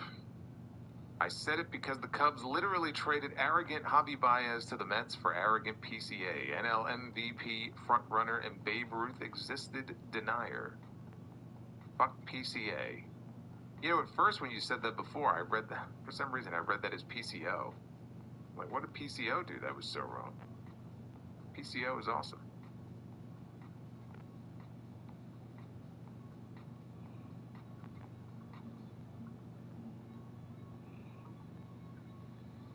And Devin. What's the 411 on the Cena tournament these days? Devin, I don't even think they know. They're literally trying to figure it out on the fly.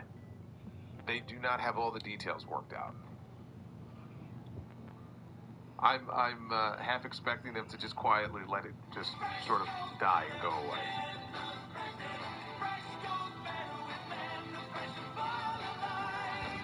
Mentos, the fresh maker. Yes, yes. No better pick-me-up than a Mentos. A delicious Mentos, the fresh maker.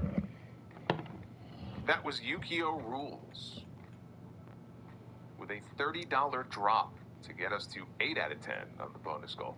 I feel like WWE just kind of sucks at doing stables lately. With that being said, what are some of your favorite stables? I mean, the OG NWO is kind of hard to top, given all the success and influence they had. The Hart Foundation, the Heenan family.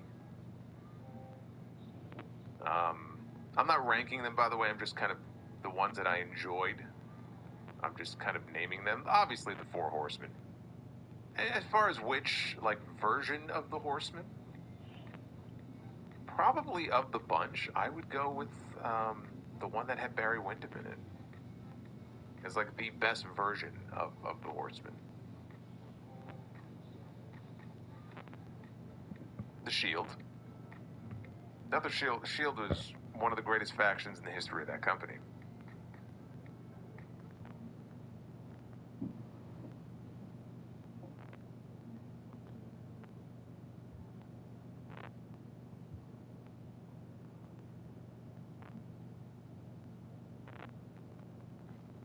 The Corpay MasterCard isn't just a card. With the power... Live and at home as he points to the hard camera.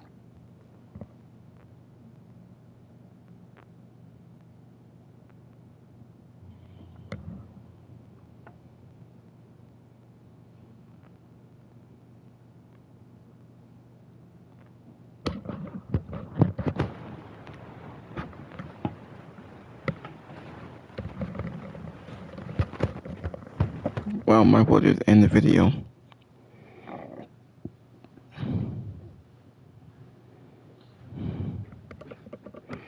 Well, until next time, I'll see y'all later.